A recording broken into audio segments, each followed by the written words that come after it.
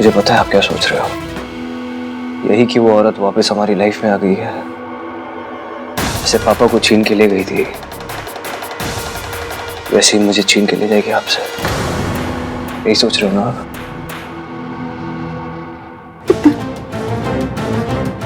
जब पुराना दुख खड़ा होता है, बहुत दुख होता है। तुमसे वादा कर, वो कुछ भी कहे, कोई भी कहानी सुना तो उसका यकीन मत करना। मैं पहले ही अपना घर टूटते हुए देख चुकी हूँ।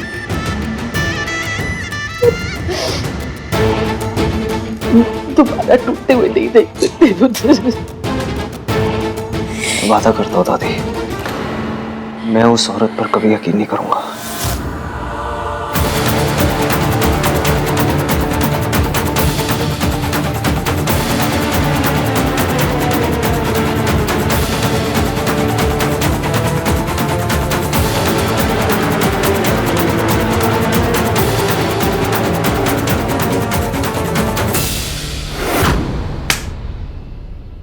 समझती क्या है वो औरत अपने आप को?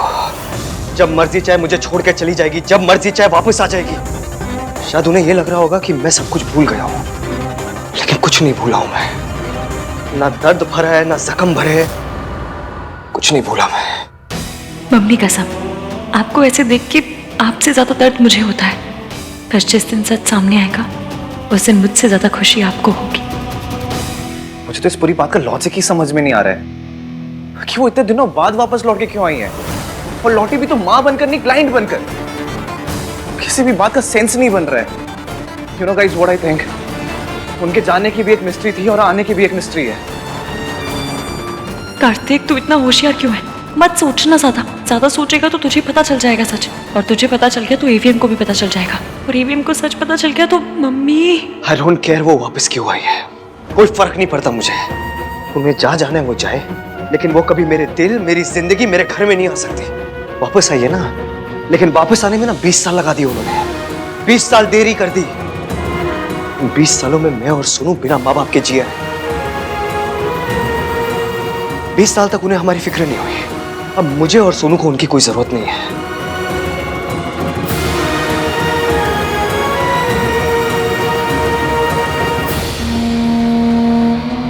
आई नो यार सोनू, तू अपनी मॉम को बहुत मिस करती है। सब कुछ होने के बाद भी तू उनसे प्यार करती है। भाई कम से कम अपना गुस्सा तो एक्सप्रेस कर सकते हैं, तुझे तो अपने प्यार को छुपा के रखना पड़ता है यार।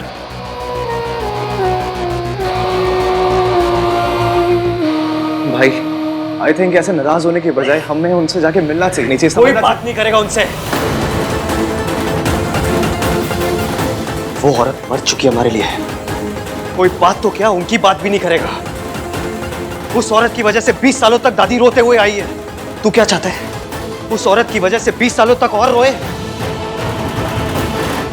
उस औरत जैसी सेल्फिश गोल्ड डिगर, अपने आप को प्यार करने वाली मां से अच्छा ना अनाथ होना बेटर है।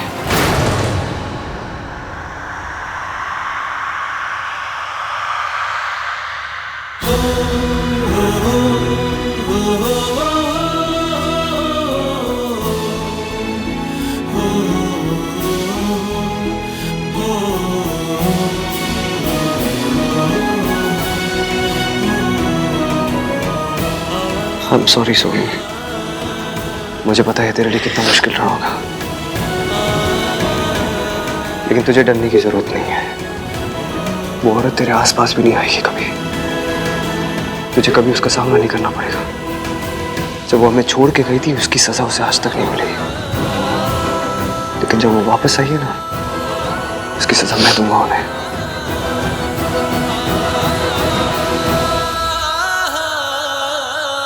फरहान, वो आपकी इश्की,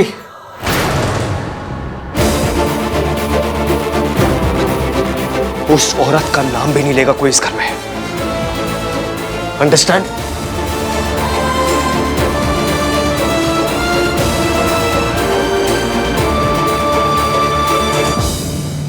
आहान कितने गुस्से में था।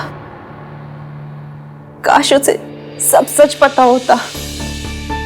जिस हालत में भाभी थी ना, उस हालत में कोई भी औरत क्या कर लेती। गलती सावित्री भाभी की नहीं थी। भाई साहब इतनी बेरहमी से पेश आते थे कि भाभी को सब छोड़ के जाना ही पड़ा।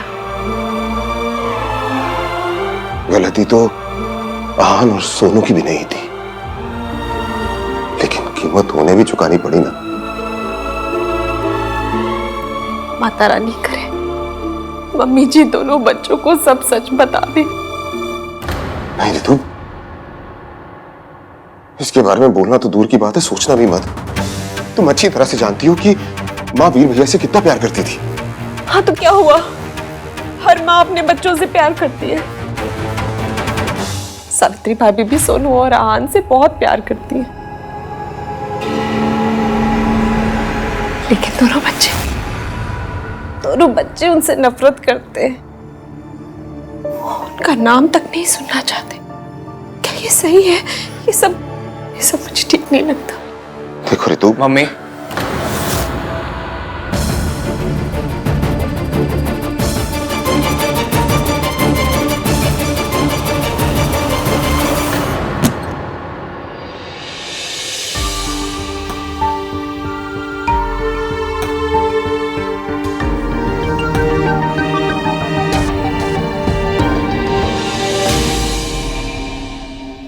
एवीएम आप ठीक तो है? Excuse me.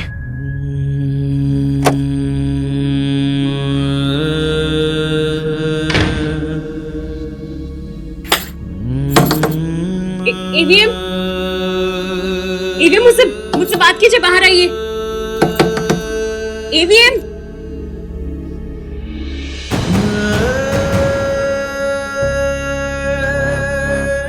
आपको दर्द देने के लिए सॉरी, पर सच और दर्द का बड़ा पुराना साथ है एवीएम। सच आता है तो दर्द भी उसकी अटैची पकड़ के साथ चला आता है। बस थोड़े दिन और, उसके बाद सिर्फ सच होगा, पर तब तक के लिए सॉरी। तेरी माँ तुझसे प्यार नहीं करती, वो सिर्फ दौलत से प्यार करती है। बेटा, तेरी माँ ने तेरे बाप की जान ली है और तुम दोनों को किसी और आदमी के लिए छोड़ दिया है।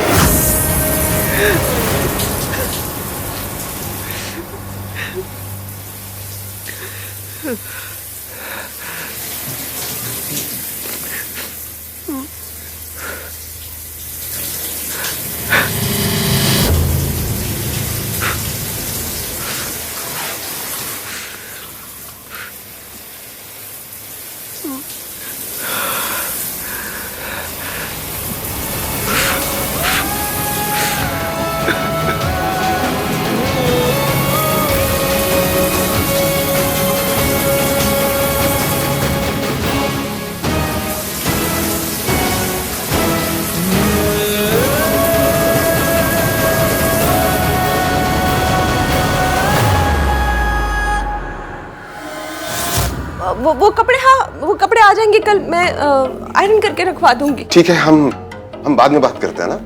आप लोगों को लगता है कि मैं आइडियट हूँ? आप लोग प्रिटेंड करोगे कि सब नॉर्मल है और मैं मान लूंगा। आप लोग आहान भाई की मॉम के बारे में बात कर रहे थे ना, तो मुझे देख के चुप क्यों हो गए? मम्मी, पापा, कुछ है क्या आप लोग जो मुझसे छुपा रहे हो? अगर आप हमसे कुछ छुपा रहे हैं तो प्लीज प्लीज से इट। अब हम बच्चे नहीं हैं। We deserve to know कि पूरी बात क्या है। कोई बात नहीं है कार्तिक, तो इसमें अपना दिमाग मत लगा। अब एक्स्ट्रा दिमाग है तो पापा क्या करूं? जिस तरह से वो वापस आई हैं, जिस प्लानिंग के साथ वो वापस आई, इट्स ऑब्वियस वो भाई और सोनू की लाइफ का पार्ट होना चाहती हैं। कार्तिक, रितु, उससे कोई फर्क नहीं पड़ता कि वो क्या चाहते हैं क्या नहीं। आहान नहीं चाहता कि वो उनकी लाइफ का पार्ट बने, बस बात खत्म।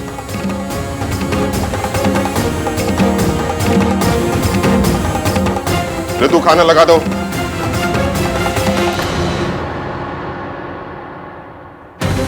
ऐसे कैसे खत्म? कुछ तो प्रॉब्लम है। बार बार ऐसा क्यों लग रहा है कि बड़े हमसे कुछ छुपा रहे हैं? इश्की बेटा, मुझे नहीं पता कि हम जो कर रहे हैं वो सही है या गलत। मैंने जाने अनजाने में मेरे बच्चे को बहुत दर्द दिया है और अब फिर उन्हें तकलीफ दे रही हूँ। कैसे है वो दोनों? बहुत दुखी है, पर आंटी जी ये तो होना ही था। आपको और उन्हें एक होना है तो इस दर्द से तो गुजरना ही पड़ेगा। सब मेरी वजह से हो रहा। आहान को कितनी तकलीफ हो रही है, उसका दिल फिर से टूट गया मेरी वजह से। आंटी जी, आपको पता है एक बार बचपन में ना मुझे फ्रैक्चर हो गया था, तो डॉक्टर अंकल ने कहा था कि हड्डी जब टूट के जुड़ती है ना तो पहले से ज्यादा मजबूत होती है। मेरा लाइफ का एक्सपीरियंस है कि दिल के साथ भी ना सेम टू सेम सीन होता है। जब टूट के जुड़ता है तो पहले से ज्यादा स्ट्रांग हो जाता है। आप देखना, आपके और एवीएम के साथ भी ना सेम टू सेम होगा। दोनों के दिल टूटे हैं, फिर अब जब जोड़ेंगे ना तो पहले से इतने ज्यादा पक्के होके जुड़ेंगे कि मैं क्या बताऊं। इतने पक्के कि दादी अपनी फुल ट्राई भी मारेंगी ना तो भी आपको तोड़ नहीं पाएंगी। भगवान करे ऐसा ही हो।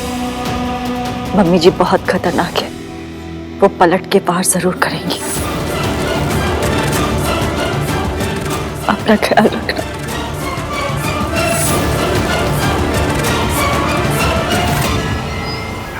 हेलो के बच्चे, तूने मुझसे झूठ कहा कि सावित्री की एक्सीडेंट में डेथ हो गई है। वो जिंदा है। ये कैसे हो सकता है माताजी? हॉस्पिटल के डॉक्टर ने उसे मरा हुआ डिक्लेयर किया था और उस डॉक्टर से मेरी बात भी हुई थी। आप मेरी बात का यकीन तो कीजिए। तो क्या मैं उसका भूत देख कर आ रही हूँ? सावित्री मेरी आवाज सुनकर कांप जाया करती थी, आज मेरे सामने बैठकर मेरी आंखों में आंखें डालकर देख रही थी। ये कैसे हो सकता है? ये नहीं हो सकता। कोई है जो उससे ये सब करवा रहा है। ये कौन हो सकता है?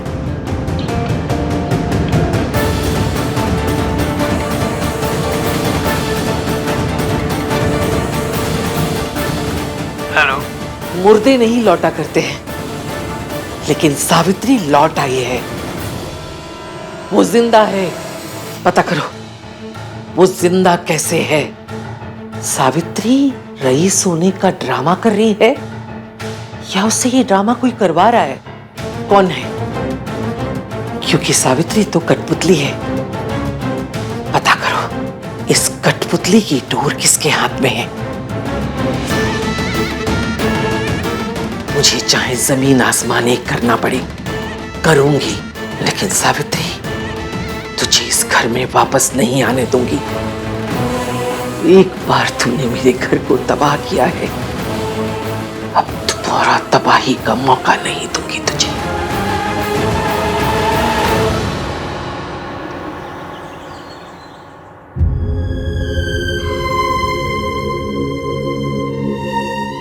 सॉरी ईवीएम, आपको रुलाने के लिए, आपसे सच छुपाने के लिए, सच में वेरी सॉरी।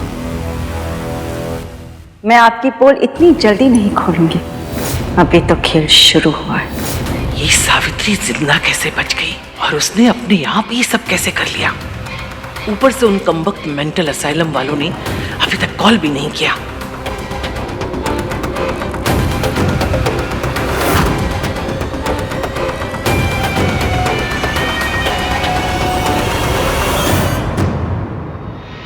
लगता है सब लोग अपने ही कमरे में हैं। अभी तक नाश्ते के लिए कोई तैयार नहीं हुआ है। मैं एक काम करती हूँ, जल्दी से मेंटल असाइलम जाती हूँ और पता करती हूँ उन लोगों ने सावित्री के बारे में क्या पता किया है। तुम सब बुस्तंडों ने सारी रात खराब कर दी, एक औरत की खबर तक नहीं ला सके। मैं पूछती हूँ सावित्री जिंदा कैसे बची? सारा प्लान मैंने बनाया था, सब कुछ समझाया था एक एक करके। तुम्हें तो उंगली पकड़ के चलना था बस। तुम कमबख्तों से वो भी नहीं हुआ। उस रात रिसोर्ट से तुमने ही किडनैप किया था ना सावित्री को? उसे बेहोश किया था, बांधा था, मारने ले जा रहे थे, फिर भी वो एक्सीडेंट में कैसे बच गई? जवाब दो।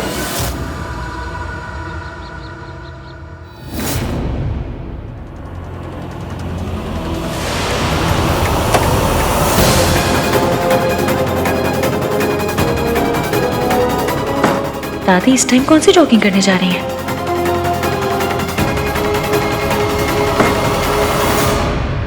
आपने जो जो कहा था वही किया हमने मैडम जी। उसको मारने के लिए जा रहे थे कि एक्सीडेंट हो गया। उस एक्सीडेंट में हम भी जख्मी हो चुके थे। जब हम हॉस्पिटल पहुंचे वो डॉक्टर ने बोला वो मर गई। या तो डॉक्टर ने तुमसे झूठ बोला या तुमने मुझसे झूठ बोला, क्योंकि सावित्री मरी नहीं, वो अब तक मेरी छाती पर मुंह दलने के लिए जिंदा है।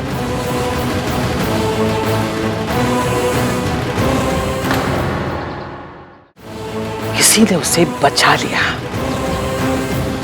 पर किसने? मेरा ऐसा कौन सा नया दुश्मन पैदा हो गया? उन्होंने मेरा एक्सीडेंट करवाया था। कौन? मेरी सास। मतलब सावित्री आंटी सही कह रही थी, जिस दिन मैंने उन्हें बचाया उन्हें दादी ने किडनैप करवाया था, और अगर एक्सीडेंट नहीं होता तो दादी सावित्री आंटी का मर्डर करती थी। मैंने अच्छी दादियां देखी हैं, बुरी दादियां देखी हैं, पर ये गैंगस्टर दादी पहली बार देख रही हूँ। मतलब ये तो अलग ही लेवल की विलन है। अपनी बहू अपने पोते पोती के साथ ऐसे कौन करता है?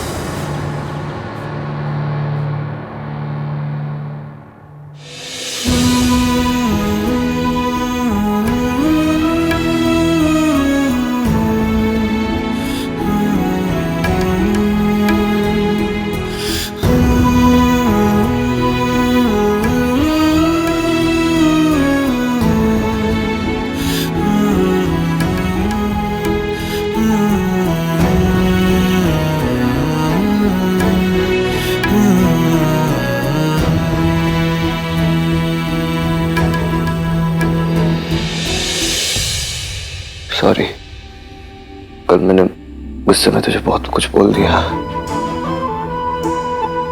भूल गया कि तेरे लिए भी कितना मुश्किल रहा होगा। लेकिन मैं बिल्कुल ठीक हूँ भैया, आई एम फाइन। भाई आप टेंशन मत लो, सलाह आंटी के साथ रहती है ये। उनके साथ रहना मतलब कि बालू के साथ केव शेयर करना।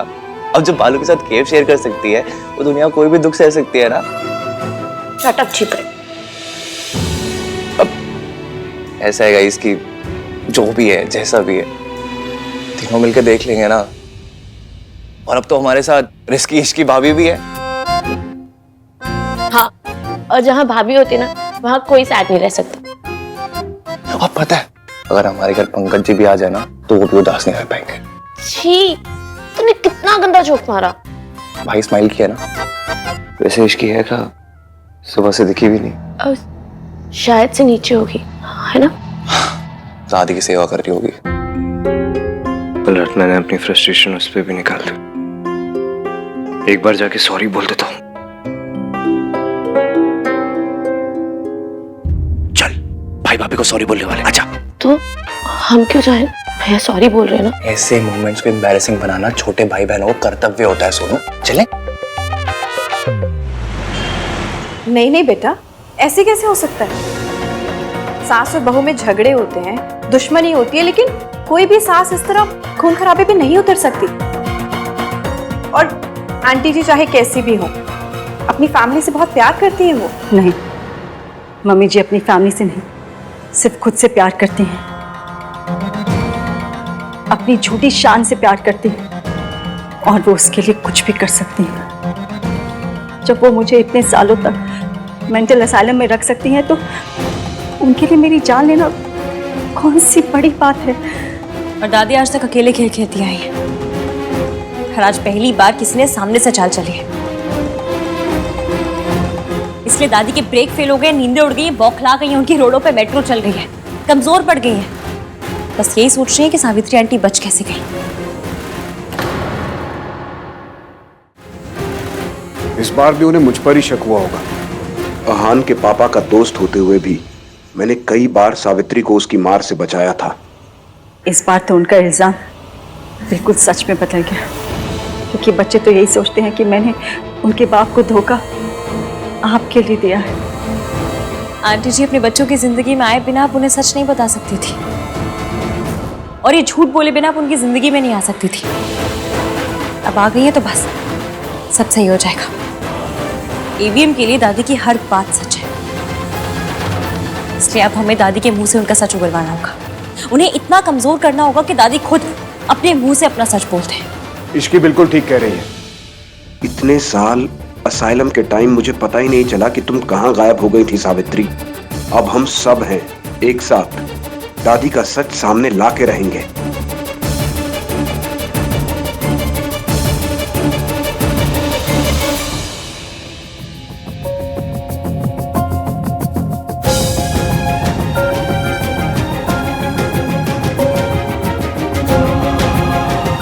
गुड मॉर्निंग दादी।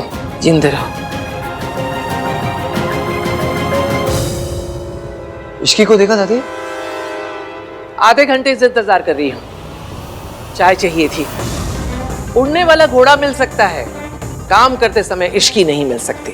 रियली दादी, उड़ने वाला घोड़ा? आपको चाय पीनी है ना, भोला से बोल दीजिए। ओए, दो बहुओं के रहते हुए मैं नौकर के हाथ की चाय पीऊंगी? बहू कहाँ है पहले वो बता। मम्मी जी, ये रही आपकी बहू और ये रही आपकी गर्मा गर्म चाय। मेरी बहू तो आ गई, तेरी बहू कहाँ है? या कहीं की कलेक्टर नहीं है वो? या काम करते समय उसके हाथ में मेहंदी लग जाती है? मम्मी जी, आप इतनी टेंशन क्यों ले रहे हो? अपने मायके गई होगी और क्या। मायके ही जाना था तो शादी क्यों की?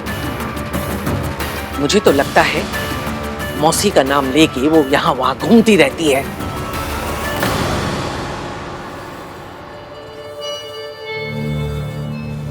कहा हो इश्की, मैंने कहा था मुझे बताए बिना मत जाया करो।